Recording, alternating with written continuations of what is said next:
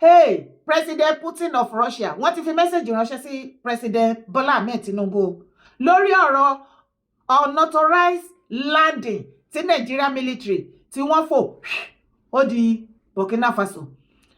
Ìjọba Burkina Faso President Ibrahim Traoré wọ́n láwọn ń ṣe investigation wọ́n ní wọ́n dé discover wípé landing tí military plane Nigeria tó land kì í ṣe by mistake, wọ́n wá spy ni nítorí wípé bàbá Tinubu ó ń ṣiṣẹ́ ó fẹ́ wá kógun jà wọ́n nítorí President Macron of France. Ṣé mọ̀ pé President Macron of France àti bàbá Tinubu 5 and 6 ni wọ́n.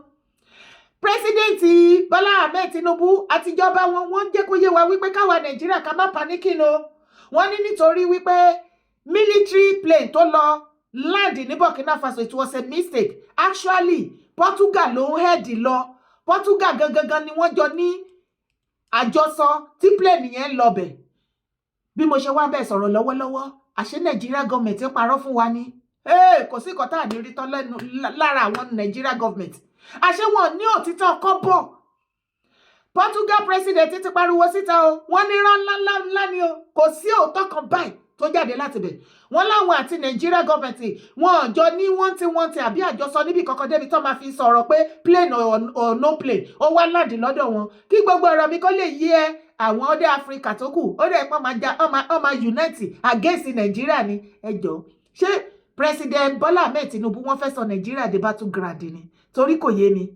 Russia ń bọ̀, USA ń bọ̀, France, China, British, ṣógun láyé ni. Wá wo fídíò. Bola Tinubu of Nigeria, Africans are watching you play the traitor of Africa. We are all watching you send your jets to Burkina Faso, a country that has been stabilized by the king of Africa. We are watching you as you thwart the coup of liberation for the people of Benin. You, Tinubu, are working with their country that has basically meant that people, black Africans and black people of Haiti will never ever find freedom. And you, Bola Tinubu, whatever your name is, you are working with a colonizer. We have seen that African lives do not matter. And France has basically been pivotal to the torture and mass unaliving of Africans. And yet you, instead of working with other Africans to find liberation, you have decided to be the self-appointed confidant of the persecutors of Africans. I am so sorry, but you know what? Africans are on the rise. It doesn't matter that the coup was thwarted in Benin, but Africa shall be free. Involving the Nigerian military and Burkina Faso. And now we have Portugal getting dragged into the conversation. So sit tight, make sure you like this video and subscribe if you haven't already. Because what you're about to hear is definitely a twist in the whole narrative. So here's what went down. It all started when a Nigerian military aircraft made an emergency landing in Burkina Faso after allegedly crossing into their airspace without permission. The Burkinabe authorities decided to ground the aircraft, and the Nigerian military personnel on board were held. Of course, this caught the attention of many people, especially since these kinds of situations between countries don't happen often. The Nigerian government then came out and made a statement to explain what happened. They claimed that the aircraft was actually headed to Portugal. The Nigerian government stated that the aircraft had made an unauthorized crossing into Burkina Faso's airspace, but that it was supposed to be on its way to Portugal, presumably for some diplomatic or technical mission. They said it was just a mistake in navigation, and it wasn't anything sinister. Naturally, when the story came out, a lot of people assumed the Nigerian government was telling the truth. After all, why would they lie about something like that? But hold on, here comes the twist. Portugal has now officially denied the Nigerian government's claim. They have come out and said there was no planned visit, no request, and no knowledge of any Nigerian aircraft coming to Portugal. That's right, Portugal straight up exposed what seems to be a lie by the Nigerian government. Portugal made it clear that the Nigerian military plane was not headed to Portugal at all. There's no record of any such mission or diplomatic request. Now, this is where it gets interesting, because here we are with two versions of the story. On one hand, we have the Nigerian government saying the plane was simply on its way to Portugal. And on the other hand, we have Portugal saying, not true, we didn't know anything about it. So, What does this mean for the Nigerian government? Well, it's a major embarrassment, to say the least. The initial statement made by Nigeria was clearly false, and now Portugal is calling them out. This leaves a lot of questions in the air. Was the plane really just lost? Or was there something more going on that the Nigerian government didn't want to reveal? The Burkina Faso incident itself is already a big deal, but the fact that the Nigerian government tried to cover it up by blaming Portugal just adds a whole new layer of drama. And this isn't just some small misunderstanding. The fact that a foreign country is calling out another government for spreading misinformation raises serious questions about transparency and accountability in international relations. Now, you might be wondering, why would the Nigerian government lie about something like this? Well, that's the million-dollar question, right? There are a few possibilities here. One is that the government might have been trying to protect the military's reputation by making it seem like the flight was part of an official mission. Maybe they didn't want to admit that their aircraft made a mistake by crossing into Burkina Faso's airspace. Or maybe there's more to the story that we're not being told yet. We can only speculate for now. But regardless of the reasoning behind it, this situation paints a bad picture for the Nigerian government. Lying about something like this not only damages their credibility but also puts them in an awkward position with Burkina Faso, which is already not the easiest country for Nigeria to have positive relations with. And now, to make matters worse, they've dragged Portugal into the mess. And here's where it gets even more interesting. If you look at the bigger picture, this incident isn't just about a military aircraft or Burkina Faso. It's a reminder of how easily misinformation can spread, especially when it comes from an official source. When a government speaks, people trust that information. But in this case, we saw how that trust can be broken when the facts don't add up. Ṣé bàbá Tinubu fẹ́ kí wọ́n wá recolonize wa ni? Torí gbogbo àwọn tó colonize Africa tí àwọn Africa ń bọ́ ṣèní owó àtọrùn àtẹsẹ̀. Wípé a fẹ́ gba freedom, a sọra wa dọmọ àṣẹ ẹrú lábẹ́ yín mọ́, àjorúkọ yín mọ́, àfẹ́ life yín mọ́, ẹ máa bá ti yín lọ ẹ̀kúkú develop wa náà. Àwọn ni bàbá Tinubu ń wá máyà. Ẹ gbọ́ nǹkan tí ó ṣẹlẹ̀. Burkina Faso alleged Nigeria C-130 was spying and transmitting real-time information to French military agencies in the region, equipped with sophisticated geo-mapping system and technology capturing. Ṣé ń gbọ́? Plane in Nigeria pẹ̀lú àwọn military jet wa, ó di wọ́n bá lọ land unauthorized ní Burkina Faso. Kò dẹ̀ sí àjọsọ láàrin Nigeria àti Burkina Faso wípé anything of such àwọn expect ẹ̀. Ó dẹ̀ mọ̀ wípé Burkina Faso rèé àti France wọ́n ti jọjà. Àwọn Burkina Faso ti yọ ṣéènì ẹrú lọ́rùn lọ́wọ́ lẹ́sẹ̀. Wọ́n ní kó máa lọ àti yọ ọdún tí France ti ń wakùsà tó ti ń jẹ́ ọlọ́run wọn ní àwọn Sahel country, about 90 countries. Òun ni France ní Africa tí wọ́n ti ń wa gold, tí wọ́n ti ń kó oil, tó ti ń kó gbogbo mineral resources, lithium, name it. Wọ́n build anything, health issue, wọ́n dá sí ojú ọ̀nà wọ́n ṣe, kò sí iná, kò sómi, kò sí kankan. About 19 countries. Àwọn lára wọn wá ṣe lẹ́nu ọjọ́ mẹ́ta bẹ̀rẹ̀ láti Niger, Mali, Burkina Faso bẹ́ẹ̀ ẹnu ọjọ́ mẹ́ta wọ́n fẹ́ wá take over Kútọ̀nù náà kó kúrò lábẹ́ France. Ìjà ṣẹlẹ̀ láàrin France àti Burkina Faso burúkú. Ọ̀tá mi ni. France àti Burkina Faso ń jà. Bàbá Tinubu yan France ní best friend. Ṣé ti rí pé ọ̀tá mi ni tó já sí wípé Burkina Faso rí Nàìjíríà gẹ́gẹ́ bí kíni o, tó rí bàbá Tinubu gẹ́gẹ́ bí ọ̀tá torí ọ̀rẹ́ ọ̀tá wọn ni ọ̀tá wọn sì ni. Okay. Now, bàbá Tinubu bá gbé plane náà bá ní kàn lọ bẹ̀. Ṣùgbọ́n nígbà tí plane yẹn land síbi ibẹ̀, wọ́n bá arrest wọn. Ó lẹ́ ń gbọ́ pé wọ́n fẹ́ wá spy ni fún France. But Nigeria government sọ wípé irọ́ ni o. Mistakenly land ni military kíní wọn tó fi land síbẹ̀. Portugal gangan òun ni àwọn ń lọ. Portugal gangan ibẹ̀ ni iṣẹ́ yẹn wà. Okay. Àwọn Portugal ti wá pariwo síta báyìí. Wọ́n láwọn ò mọ nǹkan tí president Nigeria sọ àti Nigeria government. Wọ́n ní torí kò sí àjọsọ àbí àjọṣepọ̀ kankan tó demand fún military or plane kankan láti Nigeria wá sí Portugal. Portugal president has dismissed claims of an impending Nigeria Air Force visit, confirming no request for record exists of such a trip. Ṣótán. Tótán. Ibẹ̀ ni kọ́kọ́ là ń lọ. Gbogbo wa la mọ̀ France o, Russia.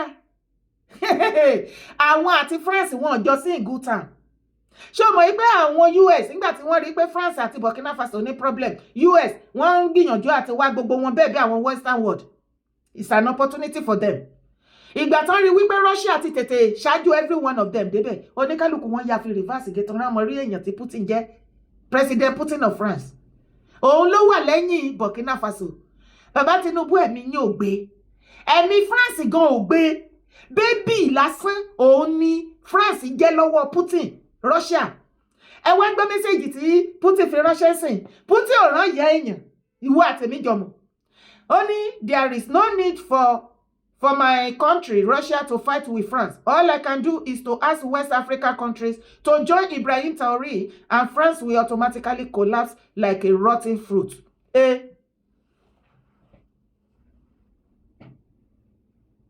Ẹjọ́, ṣé bàbá Tinubu, ṣé wọ́n fẹ́ sọ Nàìjíríà di battleground ni? Torí USA láwọn bọ̀, wọ́n fẹ́ wá pa àwọn terrorists ká lè gbégbèsè ayé àlàáfíà. Bàbá Tinubu àtijọba wọn yarí wọ́n níṣe náà fẹ́ wá kó mineral resources. The same mineral resources yẹn ò ní wọ́n fi lé France káàkiri Burkina Faso, Niger, Mali and so on. Ṣùgbọ́n ẹ̀yin dẹ̀ ń bá France ṣe ká lè máa wo géèmù bó ṣe ń lọ. It's about their own interest, not Nigerian citizens' interest. President Tinubu ní àwọn ò ní di support bàbá President Trump láti wá kọ́ọ̀bù terrorist nínú Nàìjíríà. Bàbá Tinubu ò dẹ̀ rí agbára yẹn láti fi kọ́ọ̀bù terrorist ní Nàìjíríà. Irinṣẹ́ tó wà ní Nàìjíríà tí wọ́n lè fi kọ́ọ̀bù àwọn terrorist wọ́n lè fi pa wọ́n rẹ́, wọ́n gbé wọ́n fẹ́ lọ fi invade Burkina Faso. Burkina Faso ti wá yarí mọ́ wọn lọ́wọ́ nísìnyí o. Ó ní ibi tí ọ̀rọ̀ yẹn dé dúró nísìnyí wípé àwọn military 11 tí wọ́n rán wá, wọ́n ti arrest wọn tẹ́lẹ̀tẹ́lẹ̀. Níbi tí ọ̀rọ̀ dé dúró sí pípa làwọn máa pa wọ́n. Senator Ayọ̀délé Aríṣe ní Èkìtì náà bá fi mẹ́sẹ̀jì ránṣẹ́ sí bàbá Tinubu wípé kí wọ́n kó ogun, kí wọ́n kó àwọn ọmọ ogun, kó wọn lọ, kó lọ fi free àwọn 11, àwọn ọmọ ogun 11 tó wà ní Burkina Faso tí wọ́n náà fẹ́ pa. Ṣé ẹ rí pé ogun ti dé? Ogun ti bẹ̀rẹ̀. Ogun ti dé. Ogun Biafra àti Yorùbá nation náà láwọn avoid. Ẹ wo bàbá Tinubu ló fi ṣẹ̀ṣẹ̀ lọ ṣẹ́ṣẹ́ ogun wá láti ìta ó gbé wọlé. Mo ní kí gbogbo wa ní o pé a kú àfojúbà o. Bí mo yẹn bẹ́ẹ̀ sọ̀rọ̀ lọ́wọ́lọ́wọ́ ibẹ̀ ni kọ́kọ́ là ń lọ o.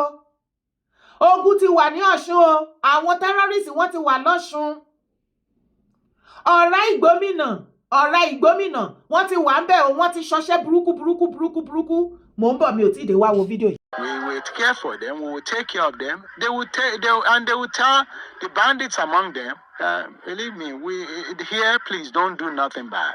We have a king that cares, and if all kings and the government too is doing this, believe me, we would have a peaceful society. What I'm doing today will save a lot of lives. Even if it saves one life today, I am happy. He enjoins them to report suspected criminals and criminal activities in their areas to the police. Not all Fulani wants to be cattle herders anymore.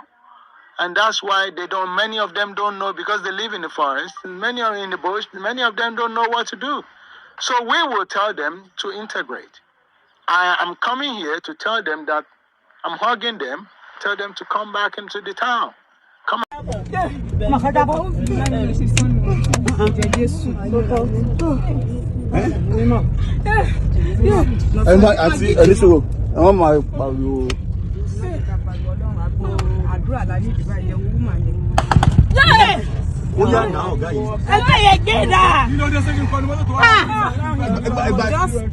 calm down. Let's calm down. Ẹgbọ́n bá iṣẹ́ ìdíbà yẹn.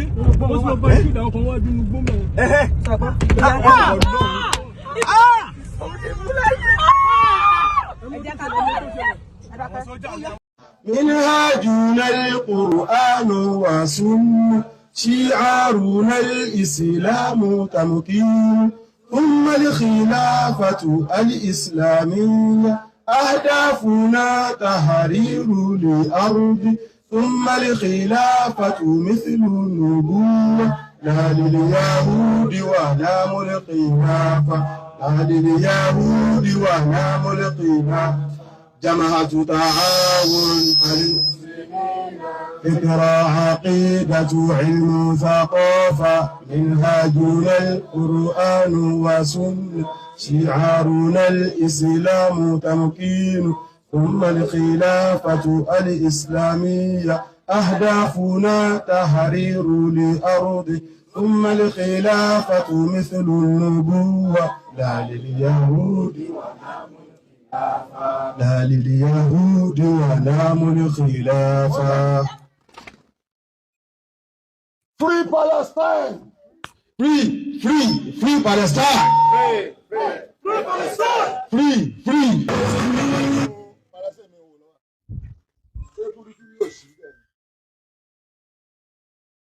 Tí ọmọ yẹn ń play lẹ́ẹ̀kan kan.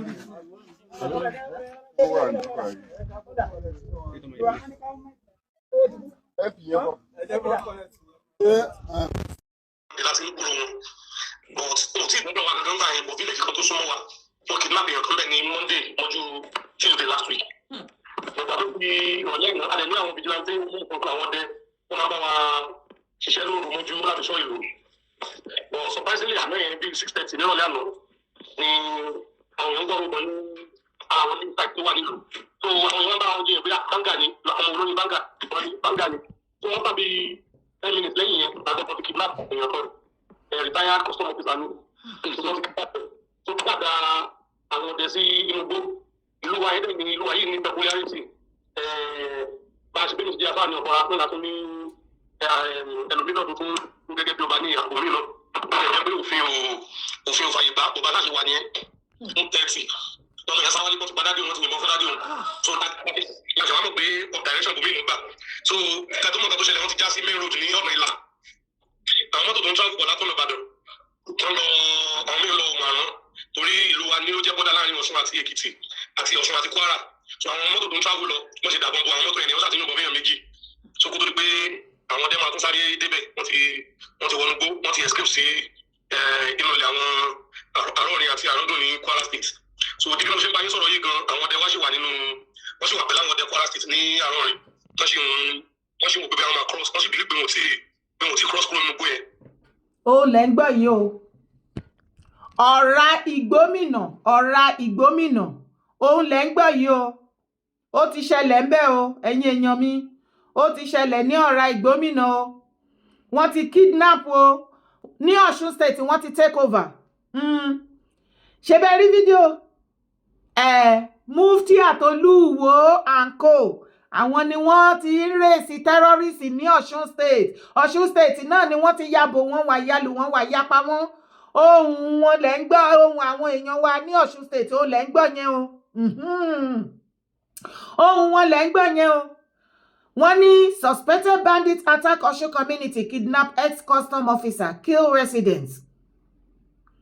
Gunmen on Monday night attack a community in Ora Igbomina Ifedayo local government area of Osun State, kidnapping a former Nigerian custom officer and killing one person. Inurin of Ora Igbomina, High Chief Sunday Fadipe said the government stormed the town at about 7 p.m. and headed straight to the residence of the former custom officer. Mr. Fadipe said the victim was returning home when the gunmen who had laid an ambush at his house abducted him. Àlàyé yẹn lẹ gbọ́ lẹ́nu ohun tẹ́ gbọ́ nísìn. Ẹ̀yin náà ẹ wò báwo làlàáfíà ṣe fẹ́ jọba ní Ọ̀ṣun state. Ẹ̀yin ọmọ Ọ̀ṣun state. Kí ló fẹ́ ṣẹlẹ̀? Ẹ̀rí tí Mufty tó ti bẹ̀rẹ̀ sí ní rèsì tẹ́rọ́rìsì. Ó ń kó yín lọ́mọ. Ó ń gúrùmù wọn. Ó fẹ́ sọ wọ́n di tẹ́rọ́rìsì ẹ̀dá kẹ́kálẹ̀ síbẹ̀. Governor Adeleke of Osun State. Kábíyèsí Asaoni of Ọ̀rá Ìgbómìnà. Àwọn ni wọ́n ní kí n rawọ́ ẹ̀bẹ̀ sí yín kí n pè yín o àti gbogbo ẹ̀yin ọmọ Ọ̀rá Ìgbómìnà gbogbo Ọ̀ṣun state both home and abroad. Wọ́n ní ká má dá wọn dá o wọ́n náà nídìí support yín ju tàtẹ̀yìn wá lọ. Wọ́n nítorí àwọn aráabí wọ́n ti take over ní Ọ̀ṣun state o. Wọ́n ní kò ṣeé dúró wò o. Wọ́n wá ní kí n bẹ̀ yín wọ́n ní ẹ̀yin tẹ́ wà ń lé ní Ọ̀ṣun ẹ̀yin ọmọ rẹ̀ ìgbómìnà wọ́n ní kò sí báńgà fọdún Christmas ọdún yìí o ìwọ tó bá yin báńgà tọwọ́ ọlọ́pàá bá ti mú ẹ kò sí àwíjàre kankan á ní ibi tó ti máa ṣe Christmas àti New Year ibẹ̀ yẹn nìyẹn lọ́dọ̀ àwọn ọlọ́pàá wọ́n ní nítorí ìgbà tí kinní yẹn máa kọ́kọ́ máa ṣe tàtàtà wọ́n náà rò wípé báńgà ni ṣùgbọ́n nígbà tó wá dé àsìkò kan náà wà wọ́n pé eléyìí ò ṣe báńgà náà discover pé ìbọn ni o àwọn aráabí àwọn ni wọ́n ti kidnap wọ́n ti pààyàn sórí oko wọ́n dẹ̀ ti pa former kí náà pé custom officer èyí tá ń gbé lọ wọ́n ti gbé lọ kódà wọ́n ní wọ́n ti wọnú igbó lọ báyìí sìn láti àná yẹn títí dìsín àwọn tó lu wọnú igbó àwọn ọlọ́dẹ wọn ò tí ì dé òkè báyìí ni àyè aráàlú wà báyìí sìn gbogbo area abẹ̀yẹn náà ni wọ́n ti take over bíi àrùn orin Ọ̀ṣun state ní area Mukare àwọn Ọ̀ṣun Ọ̀tún Èkìtì ní ìlú tó ṣe múfì yìí Ọdúnládé ọ̀rá ìgbómìnà wọ́n dẹ̀ ni wọ́n ní bọ́dà ọ̀rá ìgbómìnà wọ́n ṣe bọ́dà pẹ̀lú Èkìtì àti Kwara kódà wọ́n ní ipò ti Èkìtì ó súnmọ́ ọ̀dọ̀ wọn gan ni wọ́n kọ́kọ́ gbé àwọn ọlọ́dẹ wọ́n kọ́kọ́ ságbá ti wọnú ipò ti lọ because wọ́n believe pé bẹ́yà ibẹ̀ inú gbóbẹ̀ ni wọ́n wọ̀ kán tó discover pé ọ̀nà bòmíì ni wọ́n gbà tí wọ́n dẹ̀ lé ambush lójú ọ̀nà gbogbo mọ́tò tó ń lọ ètò hijack tó da ìbọn bolẹ̀ burúkú ẹ wo bí tá a já sí ṣé inú Ọ̀ṣun state tí terrorist ti take over yẹn òun náà ni Mufty Iwo ló ti bẹ̀rẹ̀ tó ti ń rèsì terrorist Governor Adeleke of Ọ̀ṣun ẹ lọ arrest Mufty àfẹ́ rí gbogbo nǹkan tó ń ṣe yìí mọ́ kí ló ń ṣẹlẹ̀ gọ́vnà àwọn ìjọba ṣe tiwọn aráàlú náà ṣe tiwọn what is all this ṣé gómìnà ni Mufty ni tí ẹ̀rù gọ́vnà Adeleke tẹ́rù ń ba gọ́vnà Adeleke láti àdírẹ́sì Mufty Iwo àti Olúwo because gbogbo nǹkan tí Mufty ṣe Olúwo mọ̀ sí àtijọ́ tí wọ́n ti invite Gumi wá tí wọ́n ti gbé Gumi lọ sí Ìbàdàn remain ṣe bọ́ ti ń gbéyàn kan lọ́sàn-án náà ń gbé lòmíì lóru wọn ò tiẹ̀ dúró pé kinní kan wọ́n lọ ń kọlẹ̀kùn wọ́n ń gbé wọn ni adẹ̀sọ ẹrù péré ni Ọ̀ṣun náà báyìí ẹ ti rí Mufty Iwo tún ń rèsì àwọn ọmọ yín ó fẹ́ sọ ọmọ yín di tẹ́rọ́rìstì lójú ayé yín ẹ̀dẹ̀ ń wò ẹ̀dẹ̀ rò wípé ẹ̀sìn mùsùlùmí ló ṣe ẹjọ́ ṣé Quran ló gbélé ọmọ lọ́wọ́ bí tó ti mú flag dání ṣé flag Nàìjíríà ló mú dání President Bola Ahmed Tinubu ẹ wo country tó sponsor Mufty Iwo òun ló lo flag ẹ̀yẹn o Islamic country tí wọ́n sponsor terrorism ní Nàìjíríà àwọn ni Mufty Iwo mú flag ẹ̀ dání tó fi lé àwọn ọmọ yín lọ́wọ́ your children gbogbo ọmọ tẹ rí lọ́dọ̀ Mufty tó wà ń bẹ̀ yẹn they are all terrorists wọ́n ti brainwash wọn ṣé nǹkan tó fẹ́ sọ àwọn ọmọ wa dà nílẹ̀ Yorùbá lélẹ̀ kẹrẹkẹrẹ ilẹ̀ Yorùbá máa ń become not law kẹrẹkẹrẹ àwọn Mufty mà ti ṣáná sílẹ̀ Yorùbá kẹrẹkẹrẹ amadekiti amadondo amade take over the whole of Yorùbá land á di wípé ẹ̀yin náà orúkọ terrorist group ti yín báyìí àti ìmọ̀ ṣé extension Boko Haram ni àbí ti Lakurawa àbí ewuliwulo àbí wo ni ẹ̀yin ọmọ Ọ̀ṣun kundus to you ẹ fọwọ́ lérán tí gọ́vnà ò bá sọ̀rọ̀ ní bọ́síta ọba tó wà ní Ọ̀ṣun state pọ̀ ṣé gbogbo ẹ̀yin ọba tó wà lọ́ṣun state gbogbo yín lẹ wà lọ́ndà sultan ni ṣé gbogbo yín lẹ ńládi sultan tẹ́ ń jẹ fùrọ̀ ìdí sultan torí gbogbo yín yẹn tẹ́ bá ti ń jẹ fùrọ̀ ìdí sultan lè rọ́rọ̀ sọ ṣùgbọ́n kò sí problem ìwọ̀nba táwa lè ṣe àti ṣe nìyẹn tó bá tún ti wájú yín gbé ó máa ṣe o Ọlọ́run ní jẹ́ kẹ́ni tó gọ̀ kó gbọ́n orúkọ tèmi ò yí padà Yèyé Dára kó owó èlé mi jẹ́ kó má gbàgbé láti support brand mi bá mi share fídíò yìí kó kan gbogbo àwọn èèyàn lára sì bá mi drop comment ẹ síbi bẹ̀ má gbàgbé láti bá mi like bá mi thumb up God bless you as you do so bye.